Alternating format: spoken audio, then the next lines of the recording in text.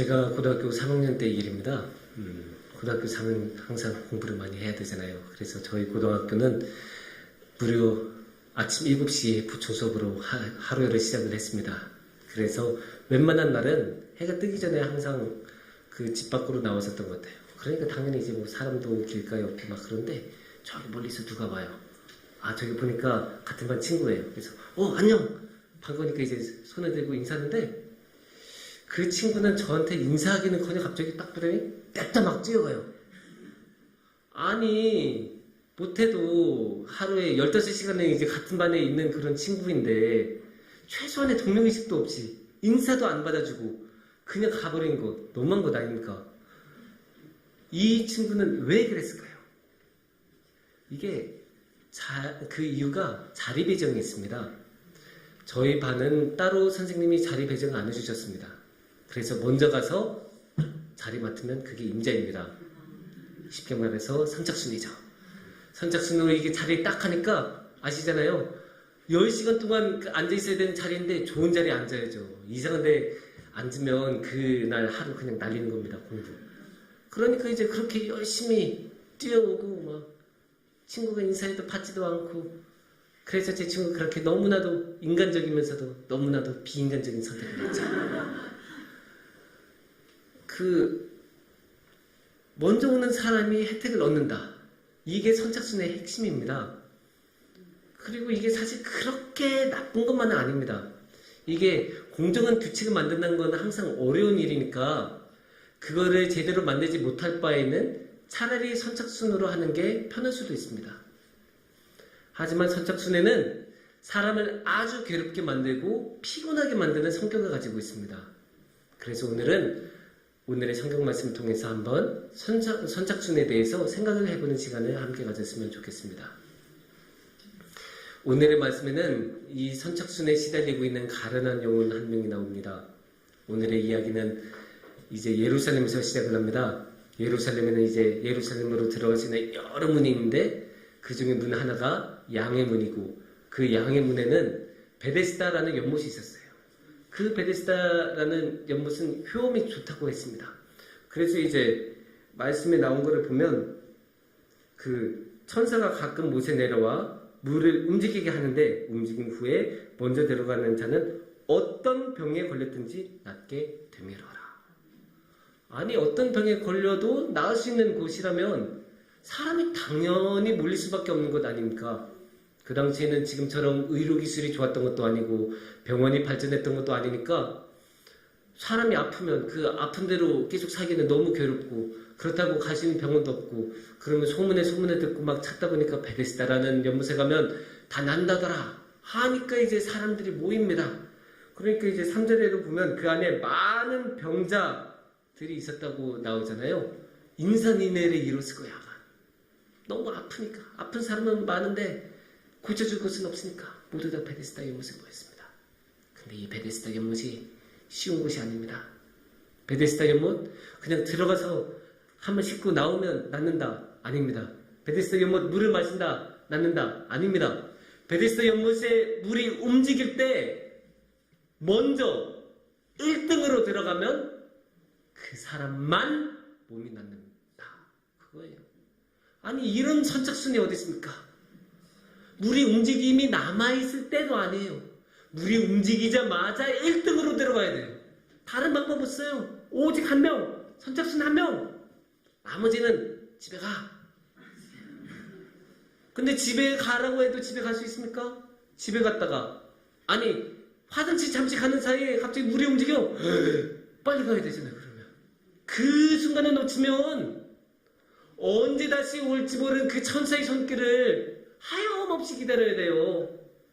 그러니까 사람들이 그곳에 그렇게 많이 모여서 기다리고 아이고 이번에는 언제 물이 흘러오나 이번에는 언제 물이 움직이나 맨날 그것만 보고 물만 이제 하염없이 이렇게 바라보고 있는 거예요.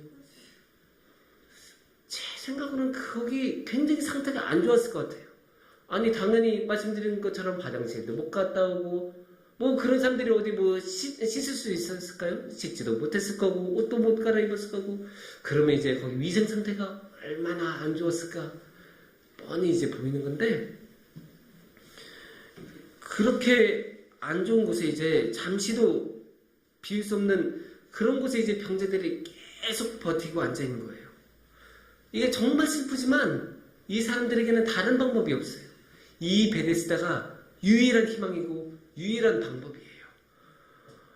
근데 이제 이렇게 하다 보면 이 선착순의 경쟁에서 탈락하는 사람, 뒤로 밀려나가는 사람도 당연히 있을 것 아닙니까? 오늘의 말씀의 병자가 그런 사람이겠죠.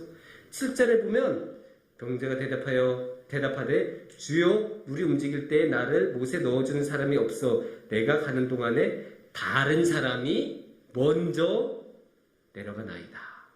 다른 사람이 먼저 내려가고 저는 느려요. 못 가요. 제가 막 가려고 하면 이미 누가 들어가 있어요. 그러니까 이 병자야말로 이렇게 선착순에서 밀려난 대표적인 사람 중에 한 명이었고, 이렇게 밀려난 사람들은 뭐 어떻게 하겠어요? 그냥 희망이 없이, 그렇다면 다른 희망을 다른 곳에서 찾을 수도 없으니까 계속 그곳에 있는 거예요. 어쩌면 돈 많은 사람은 좋은 자리 돈으로 샀을지도 몰라요. 좀 힘 있는 사람은 야 너 저리 가 하면서 이제 비키게 한 다음에 자기가 그 자리에 앉았을지도 몰라요. 부자는 그냥 아예 하인 보고 거기에 앉아있으라고 기다리게 있을 수도 있어요. 근데 이 병자 같은 사람은 어떻게 해요? 돈도 없어, 힘도 없어, 소위 말해 백도 없어, 아무것도 없잖아요. 그러니까 희망은 이거밖에 없는데, 이루어질 수 없는 희망, 이루어질 수 없는 가능성, 그것만 하나 보고 계속 그냥 거기 있어요. 그러니까 38년이나, 아니 38년이란 시간이 짧습니까? 38년이라는 그 긴 세월 동안 그냥 그 연못에 앉아서 기다리고 있습니다. 오늘날에도 많은 사람들이 선착순 때문에 괴로워하고 있습니다. 제가 아까 고3 이야기를 잠시 했는데요. 우리나라 사람들은 대부분 고3 이전에도 그 선착순을 경험합니다. 이미 초등학교, 중학교 때부터 좋은 고등학교, 외국어 고등학교나 과학고를 들어가기 위해서 치열하게 경쟁을 하죠. 왜 그렇게 합니까? 그 고등학교를 들어가면 더 좋은 대학교를 들어갈 수 있으니까. 그러면 왜 더 좋은 대학교를 가려고 합니까? 더 좋은 대학교로 나오면 더 좋은 직장을 잡을 가능성이 높아지니까. 왜 더 좋은 직장을 가지려고 합니까? 더 좋은 직장을 얻으면 좋은 더 큰 아파트도 얻을 수 있고, 자기 자녀들도 더 좋은 유치원, 더 좋은 초등학교, 더 좋은 중학교, 더 좋은 고등학교, 더 좋은 대학교로 보낼 수 있기 때문입니다. 끝이 없죠. 언제 끝날까요? 이 선착순의 이야기는. 최근에 이런 우리나라의 선착순의 이런 모습을 아주 잘 보여주는 드라마가 있었습니다. 일타 스캔들이라고 혹시 보셨나요? 예, 좋습니다. 저는 재밌게 봤습니다. 그 일타 스캔들에서 이제 일타라는 게 이제 학원에서 이제 굉장히 유능한 선생님들이 있잖아요. 그런 유능한 선생님들은 일타 강사라고 불려요. 근데 그 일타 강사의 수업은 수강 신청하는 것부터 일이에요. 너무 인기 많으니까 사람들이 다 몰려서 그 수업 들으려고 해요. 근데 이것도 선착순이니까 줄 서야죠. 그런데 이제 그 수업을 들을 학생들은 학교 가야 되니까 당연히 줄을 서지 못하니까 그러면 누가 서야겠어요? 엄마나 아빠가 거기 줄을 서겠죠. 그래서 힘들게 줄을 서고, 이제 마감날이 되면 이게 눈치 보고 이게 걸어다가 안 되겠다 하면 이제 뛰어가는 거예요. 접수대로 뛰어가서 이제 저야. 그래서 이제 접수표 딱 받아서 이번엔 됐어. 좋아한데 이 좋아한 것으로 끝나지 않아요. 일타 강사 정도 되면 여기 우리 본당보다 더 큰 강의실 200명씩 막 들어가는 그런 거대한 강의실에서 수업을 하거든요. 그러면 이제 여기 앞에서 수업하는 학생하고 저기 맨 뒤에서 수업하는 사람하고 같을 수가 있습니까? 같을 수가 없죠. 근데 이것도 또 선착순이에요. 자리 맞는 겁니다. 근데 아까 말씀드렸죠? 학생들은 학교가 있다고. 그럼 누가 해요? 엄마 아빠가 합니다. 엄마 아빠가 또 이것도 선착순하고. 자녀를 대학으로 보내는, 자녀가 대학으로 가는 그 선착순의 온 가족이, 엄마 아빠까지 다 동원될 수밖에 없어요. 끝이 없죠. 우리 선착순 인생은 언제 끝날까요? 여기 이 선착순이 가지고 있는 그 힘든 면모가 나타납니다. 선착순에는 끝이 없습니다. 항상 뛰어야 되고 항상 긴장해야 되고 항상 신경 쓰고 있어야 합니다. 선착순은 충분하다가 아니에요. 이 정도 있으면 충분하다가 아니고 쟤보다 더 잘해야 된다예요. 그러니까 제가 뛰기 시작하면 저도 뛰기 시작해야죠. 아무리 느려도 아무리 제가 느리다고 해도 긴장 늦추면 안 돼요. 긴장 늦추다가 결국 어떻게 됐어요? 토끼가 거북이한테 추월당했죠. 그렇게 되는 겁니다. 그러니까 끝까지 긴장하고 끝까지 뛰고 그러니까 얼마나 피곤하고 얼마나 힘들어요. 근데 이제 이렇게 말하면 이게 그거 네가 선착순 그 경쟁에서 지니까 그런 말 하는 거야. 그렇게 말을 할 사람도 있어요. 이상하게 요새 젊은 사람들 사이에 이런 의견이 힘을 얻는 것 같아요. 그래서 이제 자기는 선착순에서 단 한 번도 안 질 것처럼 항상 1등할 것처럼 생각하고 그리고 이제 그 선착순에서 지는 사람은 막 무시하고 경멸하고 막 그런 사람들이 이상하게 늘어나고 있거든요. 그런데 제가 자신감 가지고 말씀드릴 수 있어요. 선착순에서 이긴다고 해서 항상 행복한 거 아니에요. 제가 예전에 어떤 책을 읽었는데 그 책에서는 이제 어떤 실험이 나왔어요. 쥐를 가지고 이제 실험하는데 일종의 사회 실험이에요. 그래서 이제 쥐를 이제 다 이제 한 군데 모아서 이제 같이 살게 해요. 그러면 이제 세 그룹으로 나눠요. 세 계층. 지배하는 계층, 중간 계층, 지배당하는 계층. 어떻게 이거를 나누든 어떤 집단으로 나누든 수를 줄이든 성별을 바꾸든 항상 이 세 계층으로 나눠요. 근데 이 쥐들을 가지고 이제 나중에 뇌를 딱 이렇게 해부를 해보면 이 지배계층에 있던 쥐들의 뇌가 스트레스로 인해서 가장 많이 손상을 당했다고 해요. 언제 추월당할지 모르니까, 언제 아래계층으로 떨어질지 모르니까 항상 긴장하고 항상 전력으로 뛸 그런 준비하고 그러니까 이게 사람이라는 게 이게 쉬기도 하고 잠도 자고 막 그래야 되는데 제대로 쉬지도 못하고 항상 힘들면서 그렇게 살게 됩니다. 이렇게 되면 이게 마음이 복잡해요. 복잡해질 수밖에 없어요. 아니 선착순에서 지면 원하는 걸 얻지 못하니까 불행해지고 그렇다고 선착순에서 이긴다고 해서 행복한 것도 아니고 그럼 우리는 어떻게 합니까? 이 선착순의 사회에서 이 선착순의 인생에서 우리는 어떻게 살아가야 하겠습니까? 다행인 것은 예수님께서는 우리에게 찾아오십니다.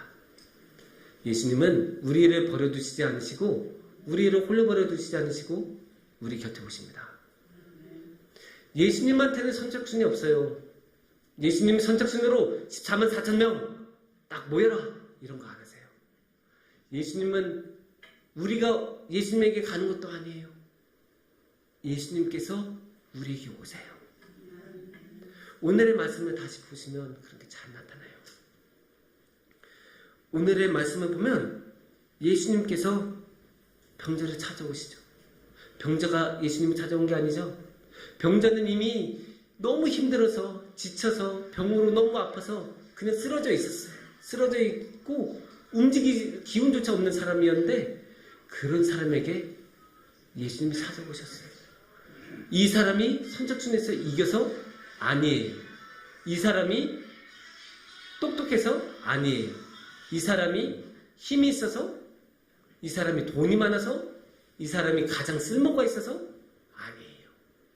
선착순하고 무관하게 그냥 오셨어요. 조건 없이 아무 조건 없이 예수님 그냥 오셨어요. 예수님은 그렇게 아무 조건 없이 와주시는데 근데 재밌는 것은 우리는 항상 그런 예수님을 보면서도 항상 선착순으로 생각을 해요. 그래서 예수님도 그 선착순에 딱 집어넣어서 예수님 제가 선착순에서 이기게 해주세요. 이런 식으로 말을 합니다. 오늘의 말씀에서도 보면 그래요. 6절을 보면 예수님이 뭐라고 하십니까? 네가 나쁘지 않으냐. 그러면 이제 병자는 7절에 뭐라고 합니까? 물이 움직일 때 나를 못에 넣어주는 사람이 없어 내가 가는 동안에 다른 사람이 먼저 내려가나이다 라고 대답합니다. 아니 예수님이 내가 나쁘지 않으냐 하면 예, 이 한마디면 되잖아요 사실. 근데 이 예라는 말 이전에 주저리 연못에 대해서 설명해요. 연못에 넣어달라는 거잖아요, 결국 이게. 아니, 이 병자는 결국 연못으로 병이 난 거 외에는 다른 생각이 없어요. 선착순에서 1등한 것 말고는 다른 구원의 방법이 이 사람에게는 없는 거예요. 완전히 그것만 보고 그걸로만 살아왔으니까 그렇게 되는 거예요. 그러니까 이제 이 병자는 이런 식으로 말하는 셈이에요. 아니, 예수님, 제가 원래도 되게 빠른 사람이에요. 근데 지금 그냥 아파서 지금 좀 느린 것 뿐인데, 아이, 저기 저 철수는 맨날 아빠가 같이 있고, 저기 저 철이 있는 친구들이 다른 사람들 못 들어오게 하는데, 예수님, 저 이렇게 빨리 이렇게 가게 해주시면 제가 먼저 들어가서 그 무색 풍덩하면 제가 병 낫게 되니까 그렇게 좀 해주세요. 그렇게 말을 하는 셈인데, 예수님 그거 들어주십니까? 안 들어주십니다. 예수님은 그냥 그 말 안 들어주시고 딱 한마디만 하세요. 일어나라. 그러니까 이 병자가 일어납니다. 예수님이 이 선착순의 싸움에서 이기실 능력이 없으셨겠습니까? 예수님이 다른 사람들보다 느려서 다른 사람보다 더 빨리 못 들어갈 것 같아서 그냥 일어나라고 하신 거겠습니까? 예수님 능력이 있으신 분이십니다. 예수님을 원하신다면 천사의 손길을 기다릴 것 없이 직접 그 물을 움직이게 하실 수도 있는 분이십니다. 그럼에도 불구하고 예수님은 그렇게 안 하셨어요. 그럼에도 불구하고 예수님은 그냥 일어나라고 말씀하셨습니다. 왜? 예수님은 이 병자를 선착순에서 자유롭게 해주고 싶으셨어요. 병에서만 낫게 한 게 아니라, 병에서만 해방된 게 아니라, 이 선착순, 항상 긴장하고, 항상 싸우고, 항상 경쟁해야 되는 이 선착순에서 자유롭게 해주고 싶으셨습니다. 예수님께서는 오늘날의 우리에게도 와주셔서 선착순에서 자유롭게 해주십니다. 이렇게 선착순에서 자유로워지는 게 굉장히 어색하게 느껴질 수 있어요. 아까 말한 것처럼 우리는 어릴 때부터 선착순을 경험했고 그게 우리 마음속 깊은 곳까지 저장이 돼 있고 뼛속까지 그렇다는 말이 있잖아요. 그만큼 우리한테는 완전히 각인이 돼 있어서 생각도 항상 그렇게 하게 돼요. 그러니까 당연히 기도도 그렇게 하게 되고, 하나님 수능 잘 보게 해주세요. 하나님 돈 많이 벌게 해주세요. 그거 잘못된 거 아닙니다. 당연히 그렇게 기도할 수 있고, 사회가 그런 사회이고 또 우리가 일평생을 그렇게 살아오고 일평생을 그렇게 배워왔으니까 그런 식으로 기도하게 되는 거 이상한 것도 아니고 자연스러운 거예요. 그리고 하나님께서는 또 그런 기도도 들어주십니다. 항상 들어주세요. 하지만 항상 우리가 원하는 방식으로 들어주신 건 아니에요. 하나님께서 필요하다고 생각하시면 능히 선착순에서 이길 수 있도록 도와주십니다. 능히 능력을 주셔서 1등 만들어주시고 모든 여건을 이렇게 다 끌고 가주셔서 어떻게든 이길 수 있도록 전폭적으로 지지해 주십니다. 하지만 하나님께서 보시기에 지금은 선착순에서 이긴 게 중요한 게 아니다, 그렇게 생각하시면 또 다른 방식으로 우리의 기도를 들어주세요. 특히 우리가 선착순에 너무 지쳐서 경쟁에 너무 짓눌려서 막 힘들어할 때, 그럴 때 하나님께서는 그래, 너 그동안에 수고했다. 정말 너 많이 열심히 했어. 내가 알아. 잠시 쉬어도 돼. 그래서 선착순에서 1등을 하는 방법이 아니라 아예 선착순에서 끄집어내 주셔서 자유롭게 되는 그런 방식으로도 하나님은 우리의 기도를 들어주시고 이루어 주십니다. 아멘. 여러분 평안하십니까? 아니면 하루의 삶이 고단하고 지치셨습니까? 지칠 수도 있습니다. 그래도 걱정하지 마십시오. 우리의 주님은 절대로 우리를 홀로 내버려 두시지 않습니다. 예수님은 우리에게 다른 방식의 삶이 가능하다는 것을 가르쳐 주셨습니다. 그래서 선착순에서 이기는 것만이 능사가 아니고 선착순으로 모든 것을 얻을 수 있는 것도 아니라는 것을 가르쳐 주셨습니다. 그래서 예수님께서는 우리를 선착순에서 끄집어내 주셔서 자유롭게 만들어 주시고 새로운 사랑과 자유의 삶을 허락해 주십니다. 예수님은 그런 사랑과 자유를 우리에게 가르쳐 주시려고 우리에게 직접 다가와 주셨고, 그렇게 다가와 주시려고 친히 십자가를 지시고 우리에게 오셨습니다.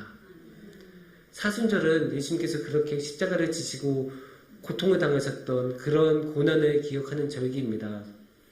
그래서 우리가 사순절인 만큼 우리에게 오기 위해서 그렇게 고통당하시고 고난당하셨던 예수님을 항상 기억하고, 또 그 예수님을 통해서 우리가 선착순의 인생이 아니라 예수님을 따라가는 인생, 그래서 끝에는 예수님의 평안과 사랑이 있는 그 인생을 누리면서 살아가기를